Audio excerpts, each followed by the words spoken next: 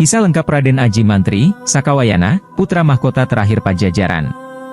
Pada abad ke-16, kerajaan Pajajaran berada dalam masa-masa sulit setelah serangan gabungan pasukan Banten dan Cirebon pada tanggal 15 Mei 1579 Masehi. Serangan tersebut menyebabkan kehancuran Pajajaran, sehingga rajanya, Prabu Harismaung atau Prabu Nusya Mulia, memilih untuk menghilang dan menjalani tirakat di puncak Gunung Halimun hingga akhir hayatnya. Sebelum pergi, ia berpesan kepada putranya, Raden Aji Mantri, Sakawayana, agar mengabdi kepada negara Sumedang Larang yang saat itu masih berdiri kokoh di bawah pemerintahan Prabu Geusan Ulun. Raden Aji Mantri, yang juga dikenal sebagai Raden Keling Sakawayana, adalah putra mahkota terakhir Pajajaran.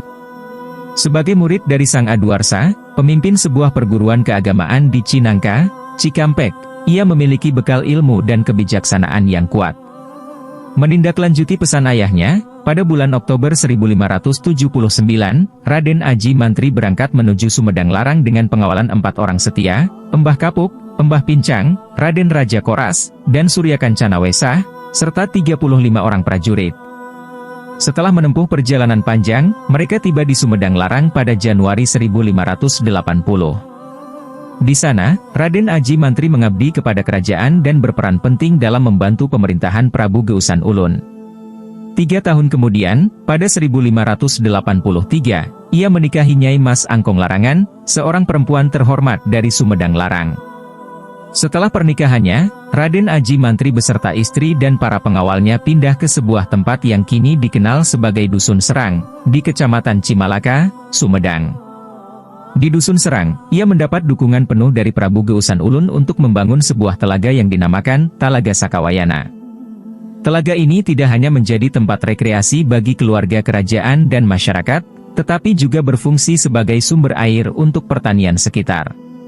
Di sekitar telaga, ia menanam berbagai jenis pohon, termasuk pohon kelapa yang disebut Kalapa Tujuh. Di tengah telaga terdapat mata air yang dikenal sebagai Leutak Sibalagadama. Telaga ini menjadi simbol penghormatan terhadap leluhur yang pernah membangun Talaga Maharena Wijaya di Bogor. Setelah sekitar 30 tahun mengabdi kepada Prabu Geusan Ulun, 1580-1610, Raden Aji Mantri semakin fokus pada kehidupan spiritualnya. Ia mendirikan sebuah perguruan keagamaan bernama Sumedang Kahyangan, yang terletak tidak jauh dari Talaga Sakawayana.